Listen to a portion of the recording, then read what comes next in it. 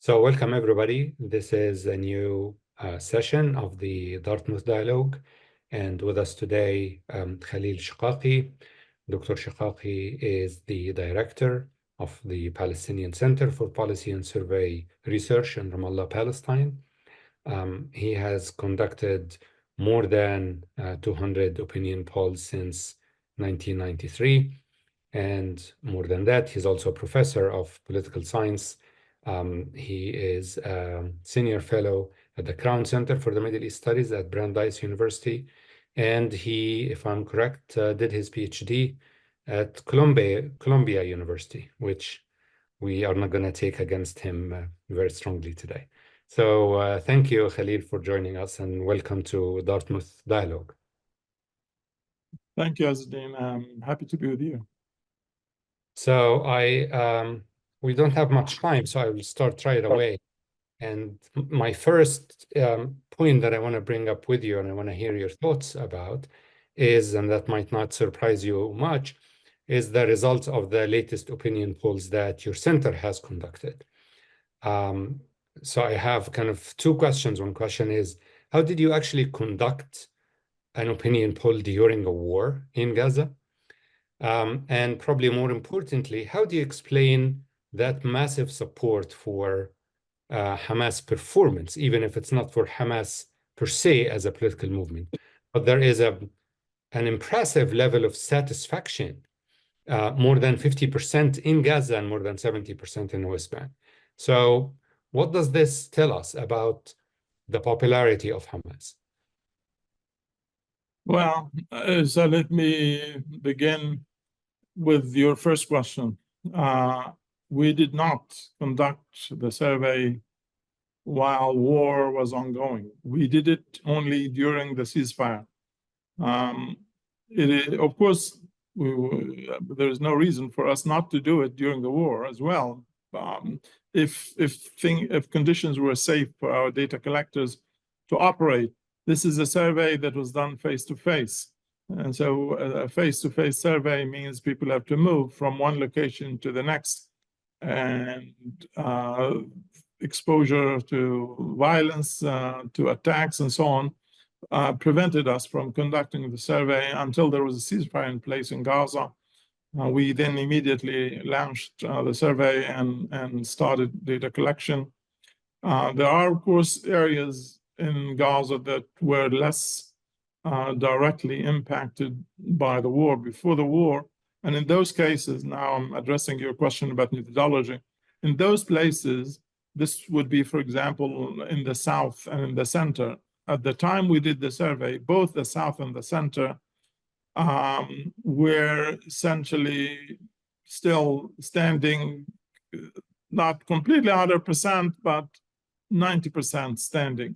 It was the North that was heavily destroyed, and people in the North have already been asked to move center and south, which they did. Again, the dates, just to make clear, the dates we conducted the survey were 22nd, 23rd of November, I believe, to the 1st or 2nd of December. It was within about a week that we did the data collection, and all of this was during the ceasefire period. We had a large sample, slightly larger than usual in Gaza. And the reason we did that is because we wanted to capture the northerners who were forced to move out of their homes and live in shelters in the center and in the south. So we have sampled about 24 shelter locations for that purpose. And we increased the sample slightly to ensure that we are able to represent fairly the population in the shelters. All other areas were sampled directly by what we normally do, which is area probability sampling. We buy data from the Palestinian Central Bureau of Statistics that sell us a representative sample of the population with maps indicating exact locations for every single home and so on. So the sample remained essentially based on that, with the exception of the 24 locations and the added number of people in Gaza. The margin of error for this survey was slightly higher than usual, and that's because despite the fact that Northerners have been asked to move south, not all of them did that, and we lacked reliable information about how many people were still in the north. So because of that,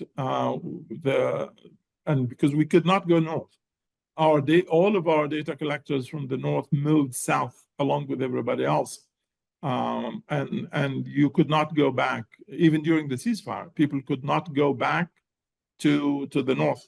And so we could not risk sending our data collectors. They were being shot at. People died during the ceasefire trying to cross from the center to the north. And so we made a decision that we will not put our data collectors at risk. And in any case, we really didn't know how many people were still there.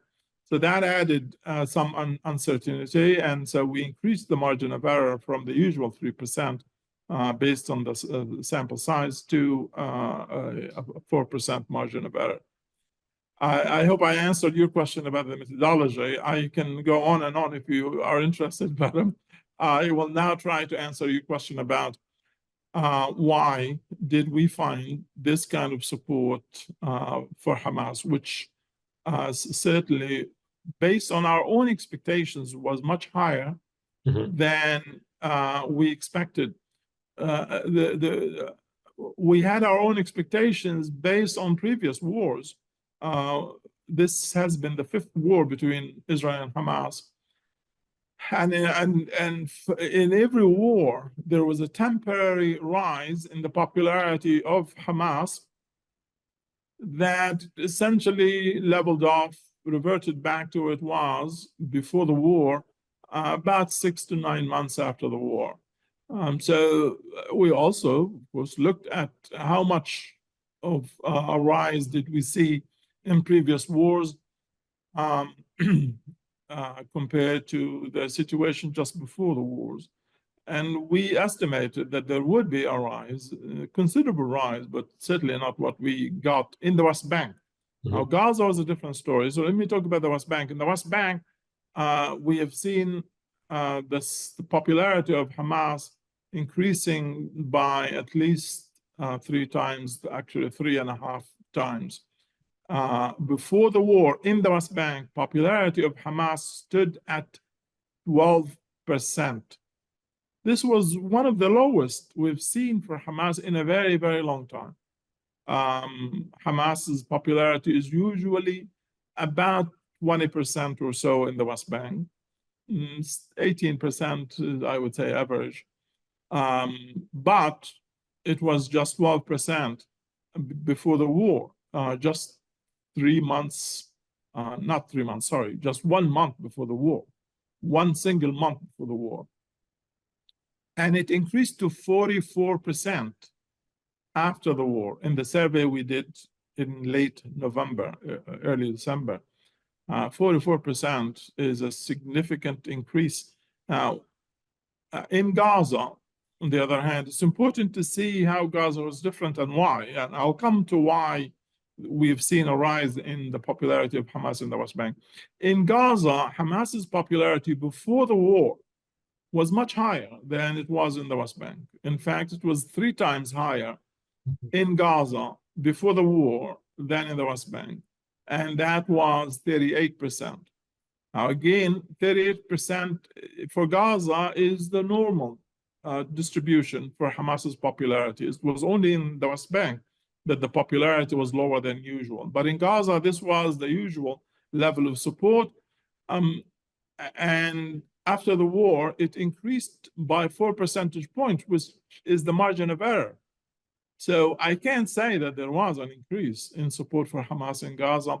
In fact, when we asked one of the key questions about popularity of Hamas, when was the question about, do you want Hamas to come back to control Gaza? after the war. Only 38% of Gazans said yes. Okay, so the percentage 38 is really important for us because that was the percentage 1 month before the war, and that is the average that we normally see for Hamas in Gaza. As I said, in the West Bank, it wasn't. It was lower than that. So why is there support in Gaza that is normally under status quo conditions? Why is that higher than in the West Bank? There's a very simple reason for that. Could I interject something here before you answer that? But you also asked the respondents about their level of satisfaction, how satisfied they are of the performance of Hamas during the war. I'm going to come to that. Okay. Yes, yes, absolutely. No, but first, I do want to set the ground in terms of Hamas's popularity, not Hamas's actions, not the offensive that Hamas carried out. Okay. I will come to that in a minute, and I will let you know why I think we have seen. I think the data explains that very easily as well.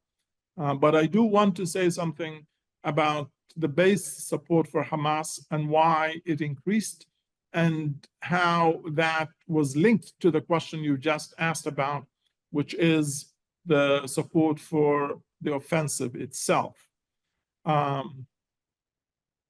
The reason Gazans are more likely to support Hamas than the West Bankers is because Gazans, there are more Gazans than West Bankers who share Hamas's values. So this is the baseline.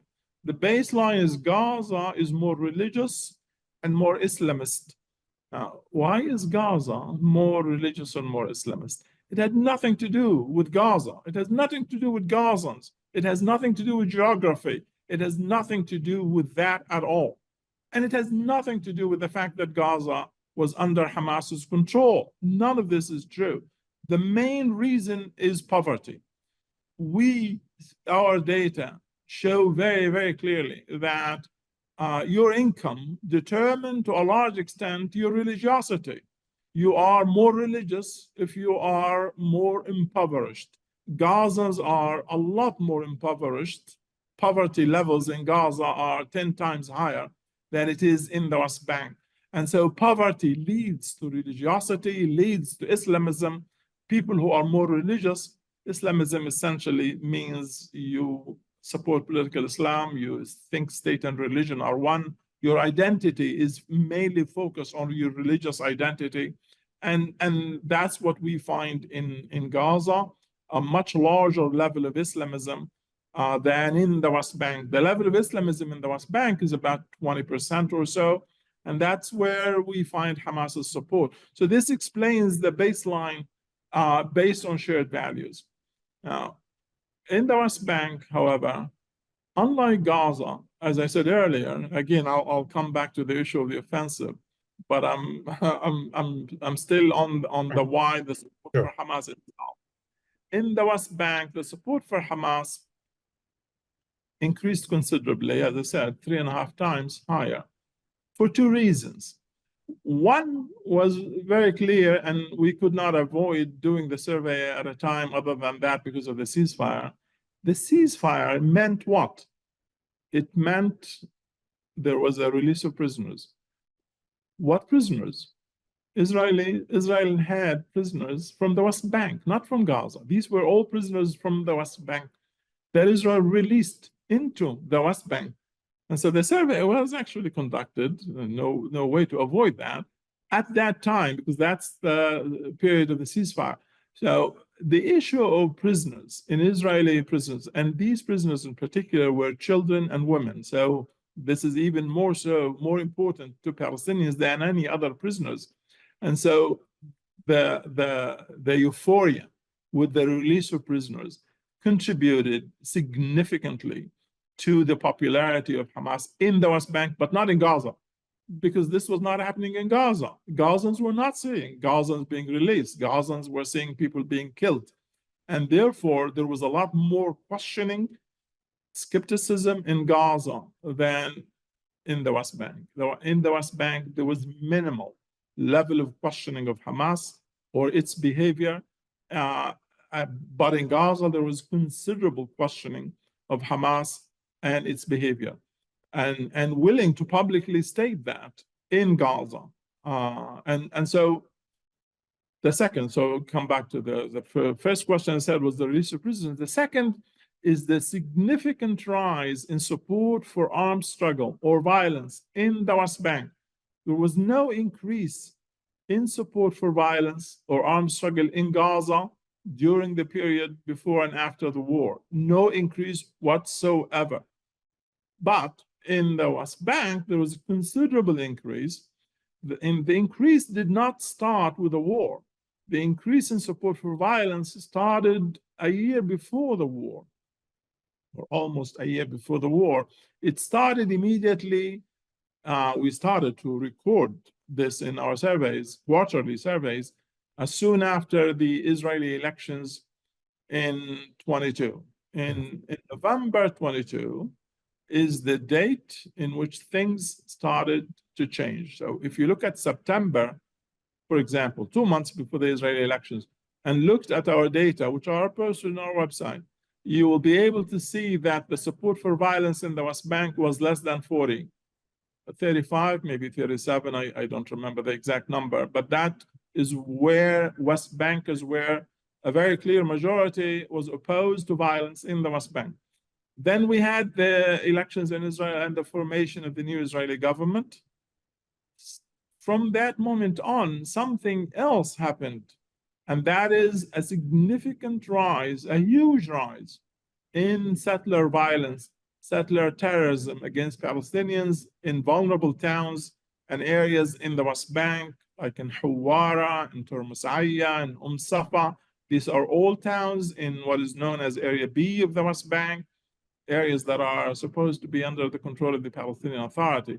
But settlers were rampaging, pogroms, attacks, killings, destruction of property was going on.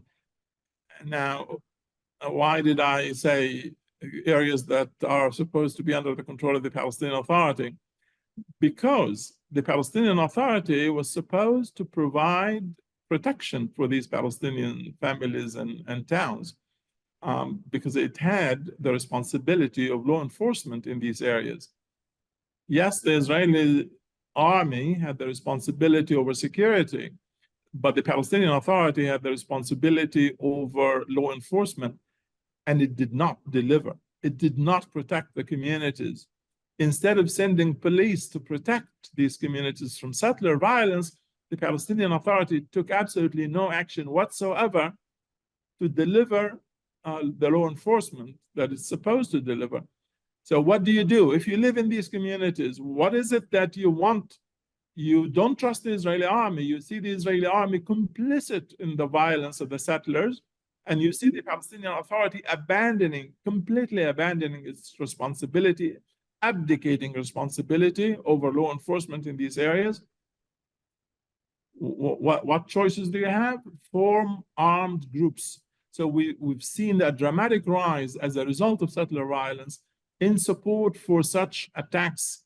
So before the war, the current war erupted, support in the West Bank for violence increased from the 35, 37 I mentioned earlier to 54%.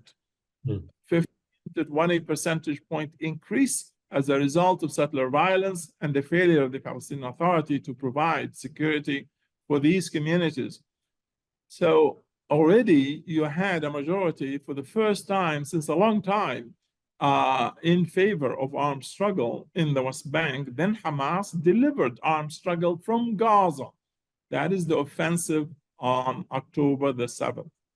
This was like the kind of revenge that the West Bankers were waiting for, a revenge against settler attacks, a revenge against what Palestinians saw as the Israeli attempts to change the status quo in Jerusalem and in holy places, and an attempt for Palestinians to release prisoners.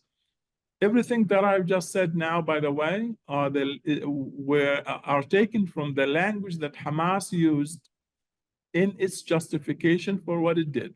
The first thing we did was to ask people which narrative about the war, the offensive, they were supporting or were willing to endorse. We gave them this narrative that I just gave you, and we gave them the alternative narrative. The alternative narrative came from various sources, in Israeli, international, American. Can you explain what you mean by the alternative narrative? The alternative narrative basically said Hamas did this to prevent a Saudi-Israeli normalization. Okay. That this was done in order to promote the Iranian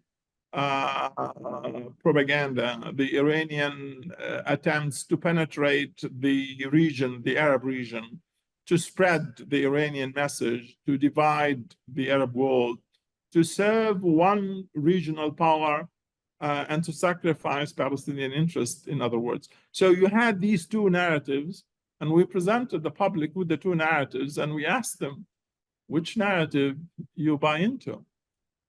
West bankers were willing to buy the Hamas narrative almost completely, not Gazans. Gazans were a lot more critical. From that moment on, you begin to see how Gazans diverged. They went in one direction and the West Bank in a different direction. The West Bank was extremely tolerant of anything that Hamas said, bought into whatever Hamas said. Gazans were a lot more careful in buying into that. Gazans, however, did see, like the West Bankers, that ending the Israeli occupation, ending the siege and blockade over Gaza, which, by the way, Hamas did not say in its narrative that this was the goal. Hamas did not say that our goal is to end the siege and blockade over Gaza. But Gazans indeed wanted that and believed the offensive would help do that. This is why we still, despite the skepticism among Gazans, you still had a majority of Gazans believing that what Hamas did on October the 7th was the right thing. I do want to explain what it means, what Hamas did, because a lot of people think what Hamas did was to commit atrocities and massacres. But that is not what the Palestinian public supported. It should be very, I'm happy to talk more about this, but let me first finish answering your question about why then West Bankers and Gazans supported Hamas's behavior.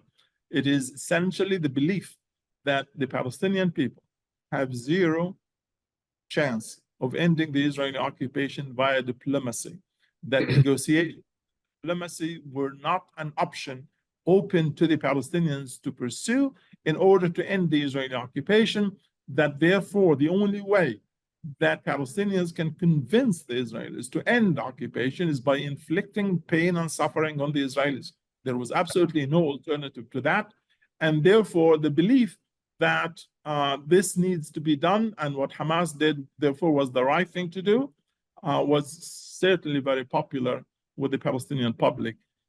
The only way this narrative, by the way, will change is only when and if there is an alternative to violence available to the Palestinian public in the form of viable diplomatic process involving negotiations along the lines perhaps of a two-state solution. The Palestinians are divided, of course, on this issue of a two-state solution. So Right. I hope I answered your question about that. So I do want to get an opportunity later to explain what do Palestinians say about the atrocities that About Hamas. October 7, yes. And it's very tempting to just go in this, but I'll bracket it and come back to it. Because what you said about the different kinds of support in Gaza and the West Bank seems very kind of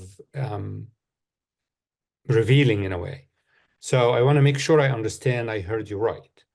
So what you're saying is the support for Hamas in Gaza is more stable and solid around that 38% number for ever, for a variety of reasons. So they have almost like a party affiliation. You have a 38% solid support. The support in the West Bank goes up and down depending on other circumstances related to Israeli occupation, what the settlers are or aren't doing, and whatever security they're getting from the PA and the prospects for a better future. It is not a committed support, right?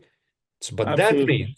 that means that if there is a political horizon, right, that the West Bankers are more likely to shift towards something other than Hamas, something less violent, if there is a peaceful alternative.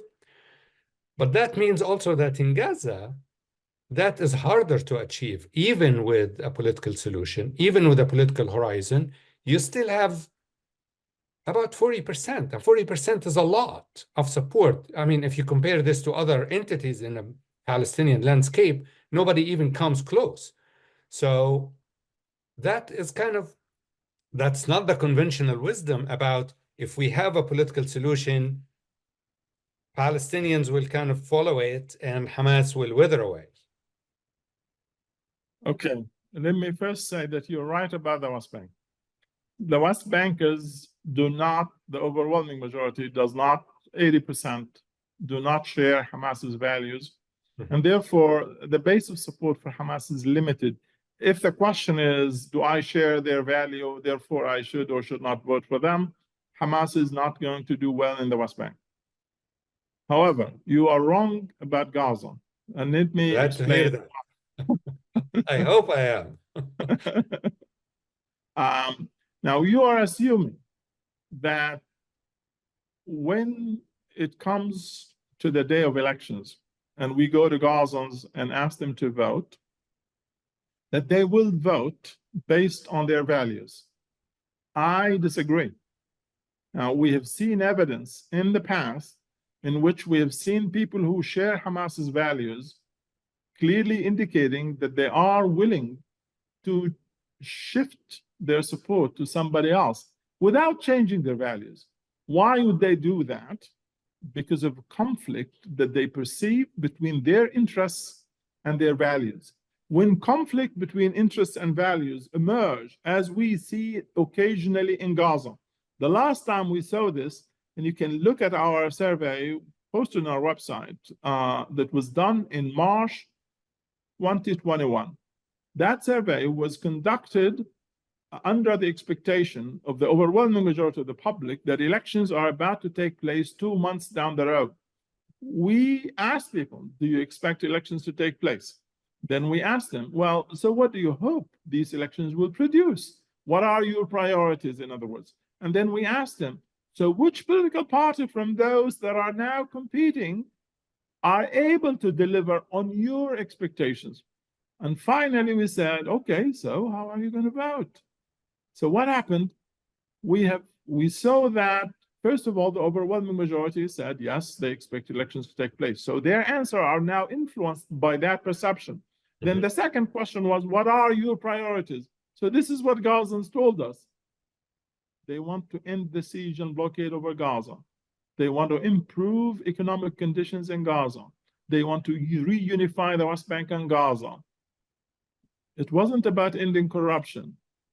It wasn't about ending the Israeli occupation. It wasn't about any, these were the three most important interests that Gazans indicated. When we asked, so who is going to deliver? The siege, the disconnect with the West Bank. What was the third one? Economic. Okay. Improving economic conditions. Okay. And so who came up on top? It wasn't Hamas. For all three, it was not Hamas. It was Fatah that came on top. Now, Fatah, when you hear the word Fatah, you think the ruling party. Well, at the time of the elections, Fatah was not just the ruling party. Fatah was, in fact, divided into three groups. But I will leave this for a minute and come back to then what were the answers of Gazans. So when we said, how are you going to vote? Those whom we anticipated would say Hamas because they share the same values, in fact, said Fatah. But it wasn't Fatah Abbas. And it was one of the two other Fatahs. This is why I mentioned the division within Fatah. The split within Fatah produced three Fatah electoral lists. One is the official Fatah under President Abbas. The second was a competing Fatah faction loyal to Marwan Barghouthi, prisoner in Israel, but very most popular Palestinian leader today is Marwan Barghouthi.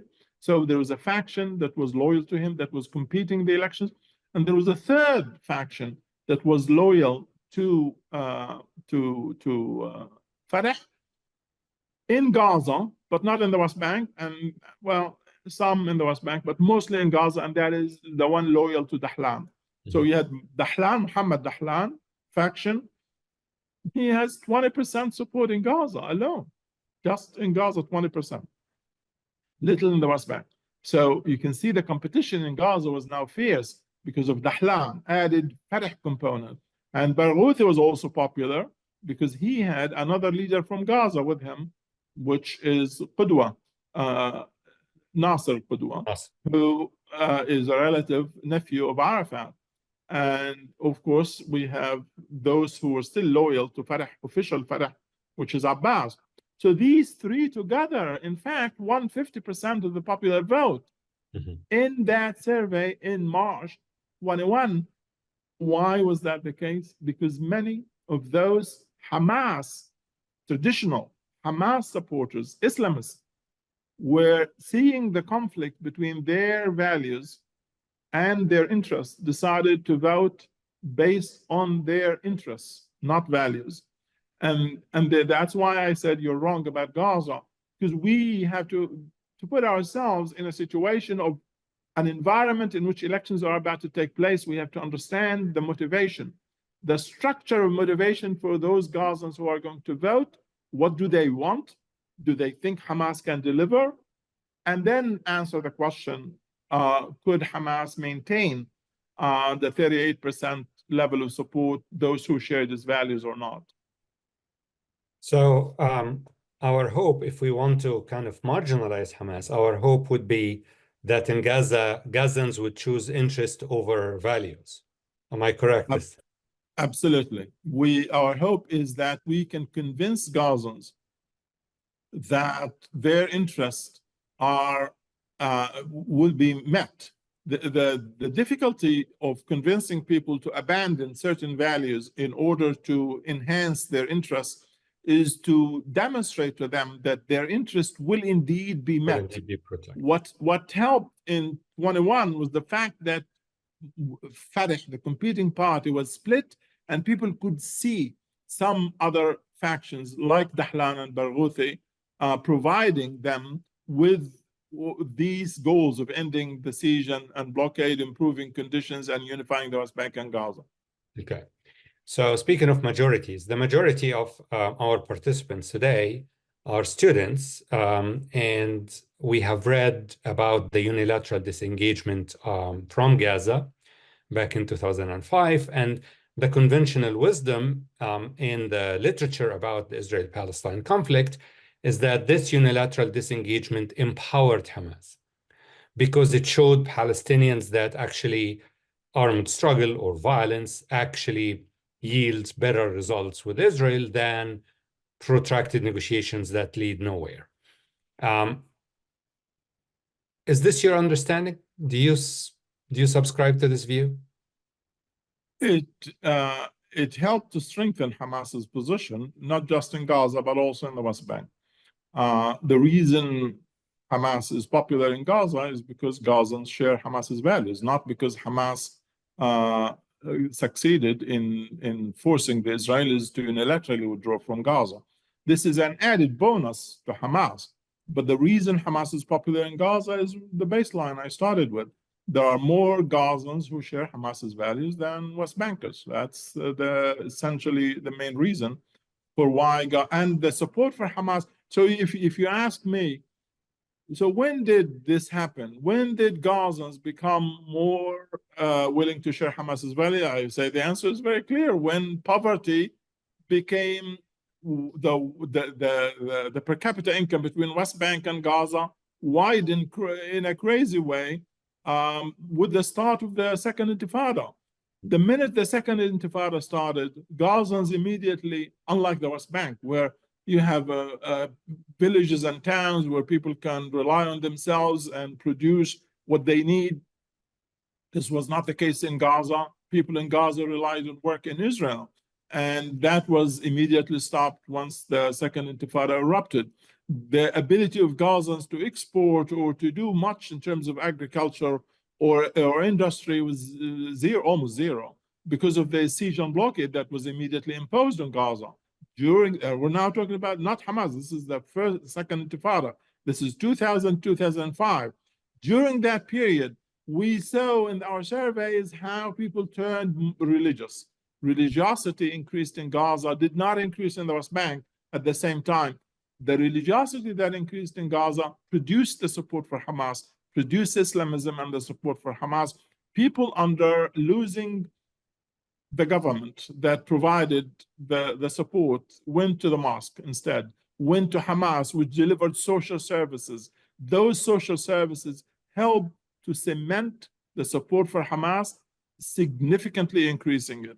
And that's why, and so if you look at our surveys, you'll begin to see how, as we moved into the Second Intifada, quarter after quarter, Hamas's popularity was on the rise because religiosity was also on the rise, and Hamas was successful, again, in providing social services and delivering violence, which, of course, people supported because the Second Intifada erupted over the same issue. How do we convince the Israelis to end occupation? Diplomacy is not working. For Palestinians, the evidence was in Camp David and its failure. And now they want to see Israel ending occupation. By what? By violence. So the Second Intifada was the answer. So when Hamas, but not just Hamas, with all other factions who were fighting in Gaza, successfully managed to convince the Israelis, that Sharon in particular, that he must pull out from Gaza, disengage from Gaza, he decided to do it unilaterally. This was a deadly mistake for Israel, because you are basically sending the message to the Palestinians that violence pays, that this is what you are doing is running under fire. You are doing exactly what you did in South Lebanon in 2000. In May 2000, the Israeli army pulled out from South Lebanon after what, about 18 years of occupation in South Lebanon. The Israeli army pulled out from that area, giving Hezbollah a sense of victory and empowering Hezbollah in not just in the south of Lebanon, but in the entire Lebanon. And that's what the Palestinians saw. The Israeli decision in May 2005, pulling out unilaterally from Gaza as victory for violence, and Hamas took credit for that. But then that means that today, those Israeli politicians who say no to a Palestinian state, no to making any concession on the political side, because in their view, this will be rewarding violence. So that's consistent with what you're saying. These are playing into the hands of Hamas. Those who say there should be no ending of Israeli occupation, there should be no two-state solution, are convincing the Palestinians that only violence pays, that there must be... Let me push back a bit on this. All right. From an Israeli security perspective, right? It seems like it's damned if you do, damned if you don't. If we withdraw under fire or under the pressure of resistance, then we're seen as rewarding violence, and that's self-defeating for the prospect of peace. If we don't withdraw under the pressure of resistance, then we will be criticized as not giving Palestinians political horizon. So there's a third way: withdraw as part of diplomatic negotiations, like what the Israelis did. There is no there is no phase where there is an absence of violence, where the entire Palestinian landscape moved to negotiation and peaceful demonstrations, and then the Israelis would like, oh, you like us so much, why don't we kind of bring an end to this thing? But you're wrong about that. The period between 1993 and 2000, you have 7 years. Yes, there was violence, but the violence during this period was carried out only by Hamas and Islamic Jihad. Fatah, which led the violence before that period, was in fact, on the other side, fighting against the violence and fighting against Hamas and Islamic Jihad, putting them in jails. The Fatah was not all that successful in doing that, but it was fighting it. Now, for me, my job is to look at public opinion. I can tell you that between 1993 and 2007, support for diplomacy was the highest, reaching 85% among the Palestinians. Support for reconciliation and compromise, a two-state solution, was 80 to 85% among the Palestinians. What was the support for violence? Less than 20%. In fact, precisely 18% of Palestinians supported violence. When we asked them about Hamas's violence during the period we're now talking about, the period in which the Israelis were willing to withdraw as part of negotiations, when we asked, is what Hamas is doing helpful? The answer was almost all the 80% who supported diplomacy was no. It was damaging to diplomacy. It was making it more difficult for the Palestinians to end the Israeli occupation. So how did the Palestinians move from that position of the 90s, that violence is destructive to the interest of diplomacy and ending occupation, to come to the conclusion that only if we resort to violence will we convince the Israelis to end occupation?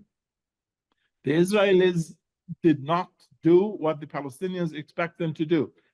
They expected Oslo to bring about an end to the Israeli occupation. It did not end the Israeli occupation. The Palestinians did not see the violence of Hamas and Islamic Jihad as a good reason for Israel to abandon the goals of Oslo in ending the Israeli occupation.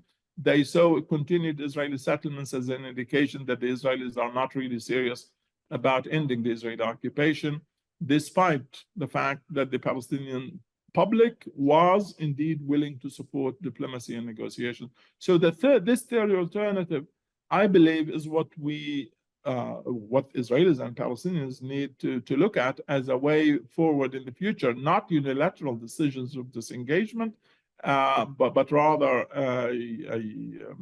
a negotiated outcome whereby Israel does end its occupation and a Palestinian state is created that would have monopoly over coercive force and prevent the formation of any armed groups that would take matters into their own hands and carry out violence against Israelis. Thank you. I want to ask you one more question before we go to October 7, and that's a question echoed by one of our students, and it's, do you have any numbers about Palestinians' opinion, Palestinians outside Palestine, whether in Arab countries or in the kind of broader diaspora? Do we know much about who they support? And unfortunately, we do not have data on trends. We do not regularly survey Palestinians living abroad, but occasionally we do that. We occasionally do surveys. We look at the surveys that are conducted in Jordan, for example, by our colleague on the Jordanian side. And so we get similarly in Lebanon. There are no surveys, unfortunately, in Syria.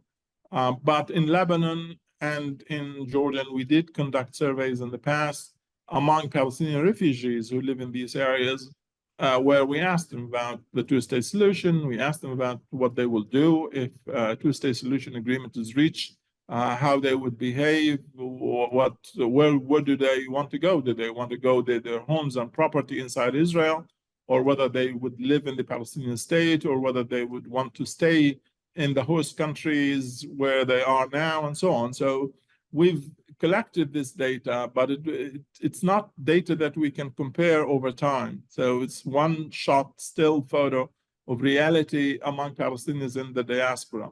Overall, I can say that those who do not live in the West Bank and Gaza tend to have views that are different than those who live in the West Bank and Gaza. These views are influenced more by ideals than by the reality that they cannot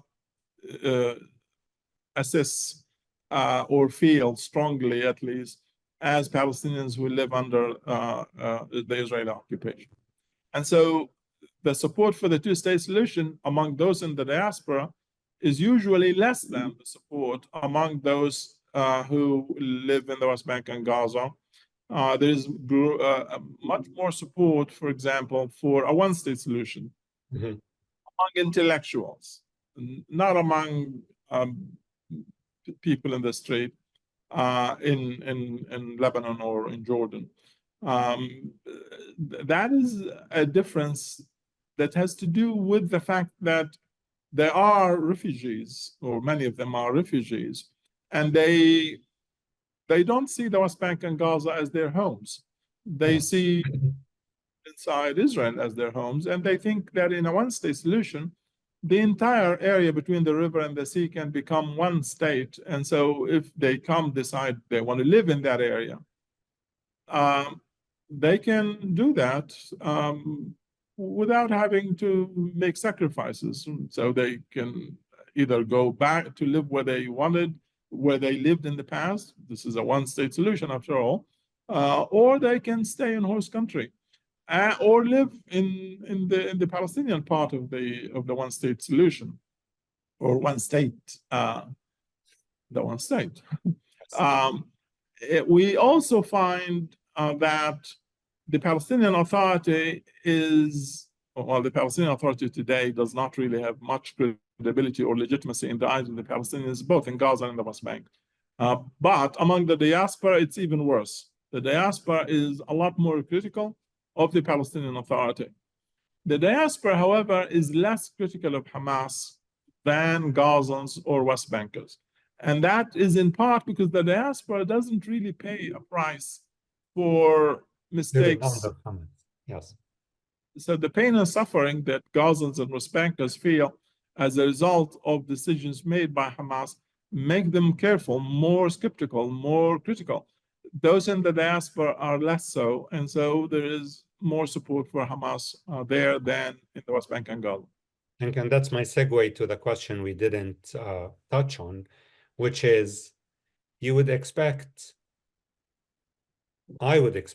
that the level of satisfaction among Gazans would be a lot less because of the consequences of the offensive. So, but that's not the case. I understand maybe more how West Bankers kind of are satisfied because it's a little bit like Palestinians in the diaspora. They see they see the pictures and vengeance or whatever, and they kind of that satisfies their emotions. But people in Gaza have a lot more at stake than emotions. And it just doesn't make a lot of sense to me how 55% of Gazans find that the performance of Hamas is satisfactory. To a large extent, because we have to put that in the context of the 14 years of siege and blockade, more than 14 years of siege and blockade over Gaza and the previous 4 wars by Israel. And so Gazans have lived in a situation in which they have suffered significant abuse, not just from Hamas, but mainly from Israel. And so when we ask about whom to blame, yes, there are more Gazans who are willing to blame Hamas than West Bankers, but most of the blame goes to Israel. Most of the Palestinians believe that Hamas was defending them rather than causing their suffering, that Israel was the one that has brought about their suffering.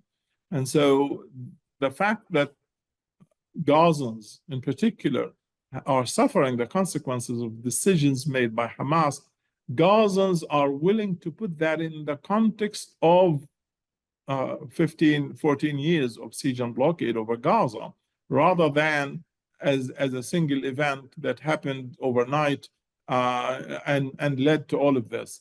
They see... But the single event is pretty dramatic. It's not that there was an increasing kind of wave of attacks by the Israeli army, and then that kind of accelerated it. There was no attack, And then this massive operation happened by Hamas October 7, offensive operation, whatever we call it. And then that came as a response. It's a very clear response to a very clear attack. So how can people not attribute the consequence to the trigger? Because Gazans, again, link that to the siege and blockade. In their eyes, this was necessary, that all efforts by Hamas to try and negotiate a long-term deal with Israel that would end the siege and blockade and provide Gazans with liberties, better economic conditions, and so on under Hamas's control, that this has all failed and that Israel is responsible. Gazans, I believe, continue to believe that if Israel was unwilling before the offensive of October the 7th to accommodate the demands of Hamas for ending the siege and blockade and allowing Gazans greater freedom of movement, access to markets, and so on, that after the war, Israel would be more willing to negotiate a deal, whether with Hamas or others, to end the siege and blockade, that Israel would learn its lesson, that this was an essential element in sending a message to the Israelis that the status quo was untenable, that there is a need for Israel to end its siege and blockade over Gaza, allow Gazans to have a seaport and an airport, not necessarily in Gaza. Neither Hamas nor Gazans expected that to be the case, but access to one perhaps in Egypt and Al-Arish, or a seaport in Cyprus. These were all ideas that were being discussed in the 5-year period before this offensive on October the 7th. And so the perception was, here is Hamas trying to reach out to the Israelis to try and find out a deal where Hamas would agree to a long-term, maybe 20 years of a ceasefire, in return for ending the siege and blockade over Gaza, allowing Gazans, as I said, these liberties and better economic conditions. And Israel was refusing that. This offensive, therefore, was a critical element in forcing the Israelis to change their mind about this. All right, so let's talk about this critical element a little bit. The poll you conducted in November shows substantive support for the October 7 attack. But then you say that in the results, you explain that the Palestinians have a different kind of interpretation of it. And I don't want to talk now about the political interpretation that this was kind of necessary to bring the Israelis to da-da-da. I want to talk about the other side, the sexual violence, the rape, the atrocities, the kidnapping people from homes, all of that. Is this part of the support, or is this something different? Definitely not. Explicitly not, because we asked the public whether, first of all, we asked them whether they think such violence, the atrocities, attacking civilians, women and children in their homes and so on, whether this was acceptable under international law or whether this was a war crime. And 80% said this was a war crime. This was against international law. So clearly, Gazans understood that this is unacceptable. Secondly, when we asked whether Hamas has committed atrocities, the answer was no, Hamas did not commit these atrocities. This is all Israeli propaganda. Now, we then said, hey, haven't you seen the videos? And the answer was no, we have not seen the videos. More Gazans have seen the videos than West Bankers, we discovered. Then we looked at the answers of those who said we have seen the videos compared to the answers of those who said we have not seen the videos. What did we find? Those who have seen the videos said Hamas committed war atrocities 10 times higher than those who said they have not seen the videos. You can ask me, why haven't they seen the videos? We haven't asked that question. we will be asking this question, by the way, in the upcoming survey we are hoping to conduct in the next 2 to 3 weeks, hoping and praying for a ceasefire to be able to do that, obviously, and to see the end of violence, of course. We then, when we looked at the answers of those, we found that most of Palestinians, whether it is in Gaza or in the West Bank, looked at Al Jazeera and other pro-Palestinian media, like Hamas's own TV channel, Al Aqsa, or Palestine TV. But Al Jazeera was the single most important TV station that Palestinians are watching and have been watching day and night during the war, whether in Gaza or in the West Bank. And Al Jazeera did not show any of that. This is also true, by the way, for the Israelis. The Israelis don't see the atrocities the Israeli army is committing in Gaza, the civilians that are being killed every day in Gaza. The Israelis do not see that, and they do not trust the reports that come out from Gaza about the death and destruction and the civilians who are being maimed every day. Why? Well, because they don't trust Al Jazeera, they don't trust these Palestinian sources.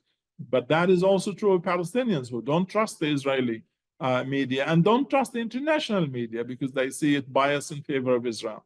So when you are in a war, this is natural. You go to those sources that you think are reliable and you exclude those others.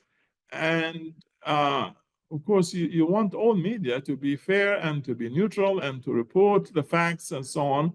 This is really not the case. It's not the case for Palestinian media or Arab media or Israeli media.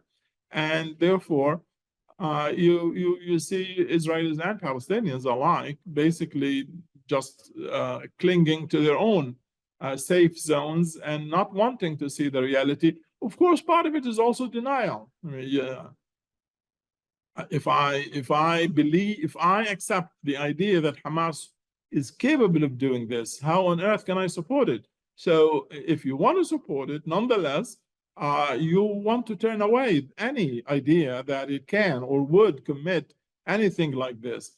So the rape in particular would be a huge game changer if one can demonstrate with evidence to Palestinians that Hamas has committed rape. Oh, this would immediately destroy Hamas's ethical image as an organization that is committed to Islamic religious laws and regulations and ethics and norms. That would immediately destroy that base for Hamas. And is there evidence of that sort that Palestinians have seen? No, they have not. They have not seen a single evidence that Al Jazeera can report to them that can convince them. The New York Times might have reported about it, but Al Jazeera hasn't. And even the report in the New York Times is being questioned by Al Jazeera and many others as being inaccurate, unreliable, and so on. So the difficulty is in understanding that the reality of the offense of October the 7th is a very, very different reality than the one that is seen by the Israelis.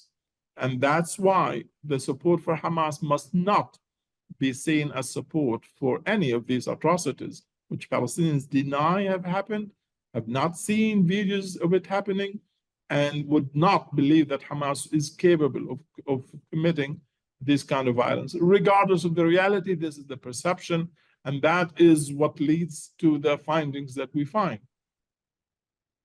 I have 2 more questions and then I'll let you go. But on this question of violence, and keeping in mind the distinction you made between values and interests, we still have seen, we're focused on the Palestinian side today, but on the Israeli side, there is probably parallels that can be established, but that's for another day. On the Palestinian side, we have seen consistently for about 100 years now, since 1929 and the Buraq Intifada, so on.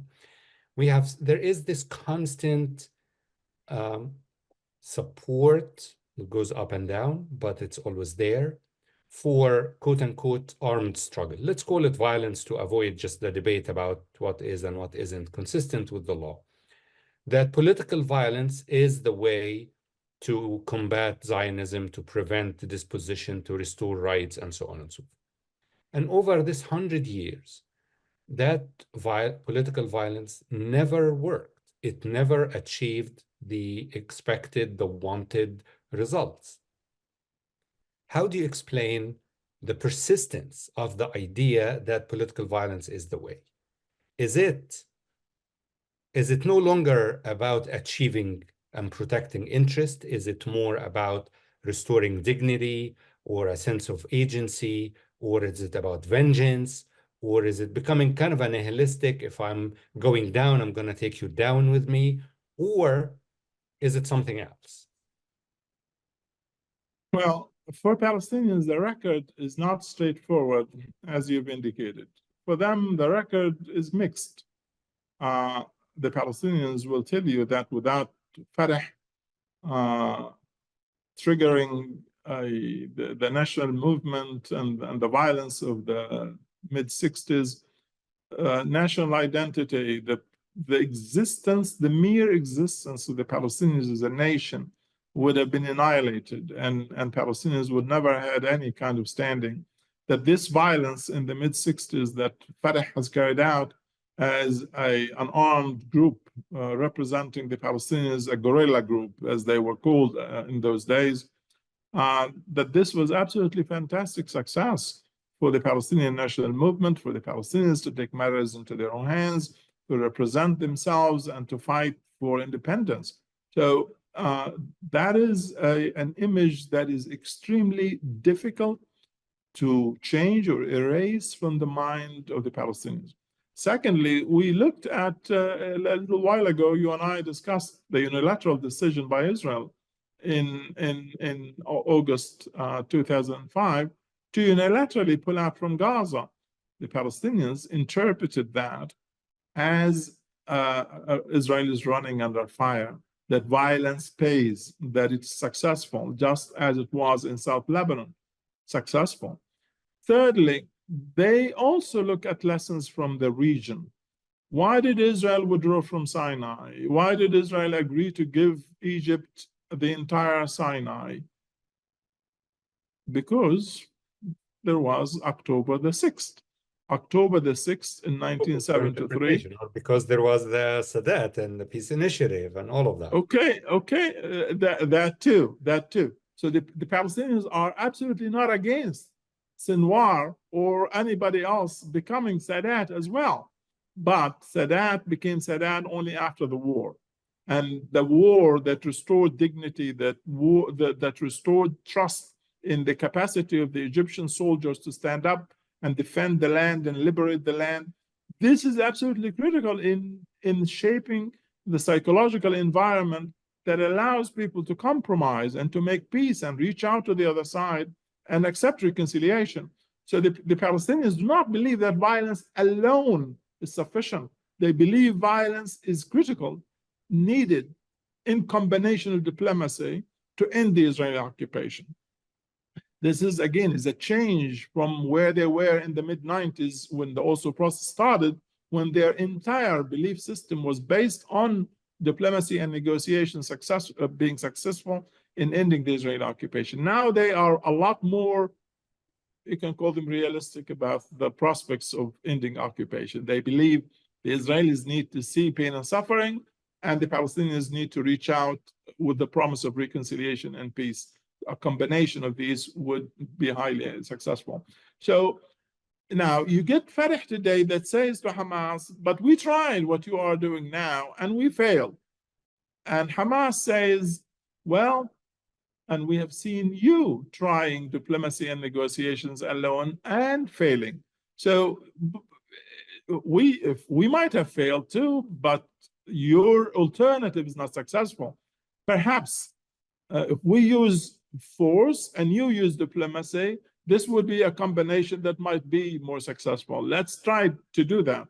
That's the kind of message that we see Hamas sending out. Hamas says to Abbas, go and negotiate. Nobody's stopping you from negotiating. If you're successful, fine, we will support the creation of a Palestinian state along the lines of 1967 and East Jerusalem as capital. If you are successful, we promise you, if the public support you, we will end all kinds of violence and will endorse whatever you reach as a solution with the Israelis.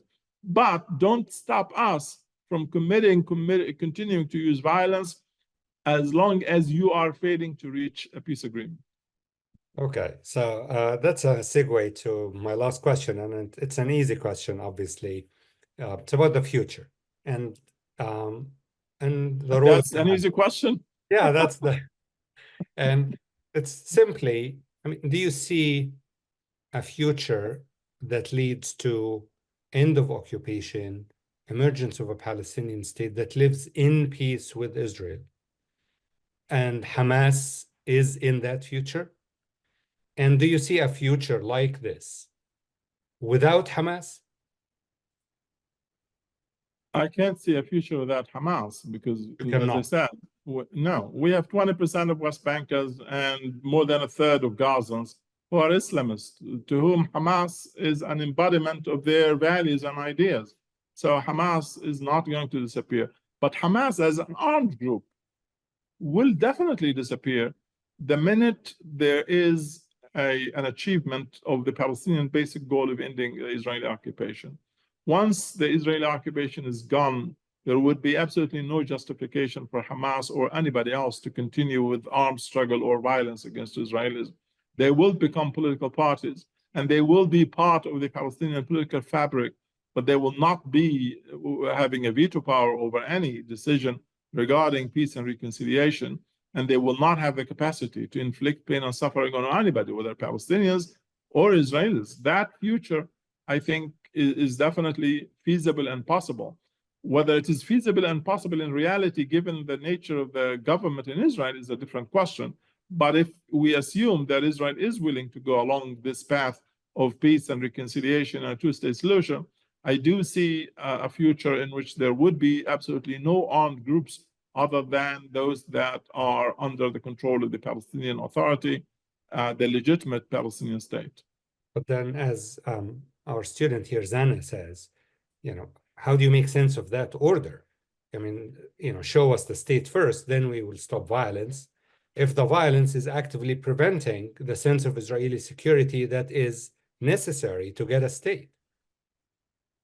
Well, this is how it all started in 1993. The first Intifada was the trigger that convinced the Israelis they need to negotiate with the PLO. It wasn't all peace and reconciliation before Oslo. It was violence.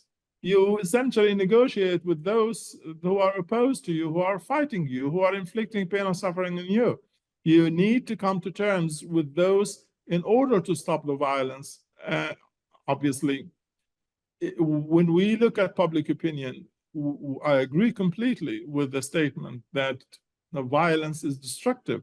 Violence is destructive to our ability to convince the majority of Israelis that Palestinians want peace. Violence is destructive to our ability to convince the Israelis that they can trust the Palestinians. Just as Israeli violence is doing the exact same problems with the Palestinians, just like settlements are destroying the ability of the Palestinians to trust the Israelis. Nonetheless, you need strong leaders who are willing to overcome these difficulties and reach out to the other side in order to ascertain the extent to which peace can bring about an end to the violence. And is it your assessment, your professional assessment, that Hamas would be willing to give up the use of violence if there is a credible prospect of a Palestinian state along the lines that we have in mind when we say a Palestinian state, 1967, give and take, shared Jerusalem, and so on and so forth? Yes, I believe that Hamas is despite the fact that it is an Islamist organization, Hamas is also a very pragmatic organization, and I think Hamas would be willing, under the right condition, for reintegration into the Palestinian political system, participating in elections to make itself a political party that has no armed groups or militia of any kind, as long as the issue of the need to fight to end occupation is removed from the table. That's what needs to be done. Hamas will continue to insist on the need to have its own armed group as long as there is no evidence that the end of the Israeli occupation is doable by means other than violence. Ending Israeli occupation or ending Israel itself as a Jewish homeland? Hamas does have its own ideology and its own political view regarding the legitimacy of the state of Israel. And so that's at the principle level. At the level of values, Hamas has a tremendous difficulty recognizing the legitimacy, the right of the state of Israel to exist. That is absolutely true. But as I said, Hamas is also a pragmatic organization that believes that if the majority of the Palestinian public is willing to support a two-state solution whereby a Palestinian state is created alongside the state of Israel, where the Palestinian state recognizes the legitimacy of the state of Israel, its right to exist within its own borders based on that agreement, Hamas publicly have made it very clear many, many times in the past that if that is the case, Hamas will endorse that agreement. If it wins elections after that agreement is reached, Hamas will implement that agreement. That is Hamas on the record stating explicitly those positions. And I believe Hamas is sincere about expressing those views. This is not propaganda. I think Hamas took a long time to come to this conclusion, by the way. And I believe that it reflected that kind of pragmatic sentiments that Hamas leaders have. Well, always insightful to talk to you. Every time I talk to you, I end the conversation kind of more enlightened or less ignorant than when I started it. So thank you very much. And good luck with the rest of it, and hope to see you on Dartmouth campus soon. Good to be with you, Azadeen. I'm happy to have shared this hour and a half with you and your students. Stay safe. Goodbye. Thank you. Bye-bye.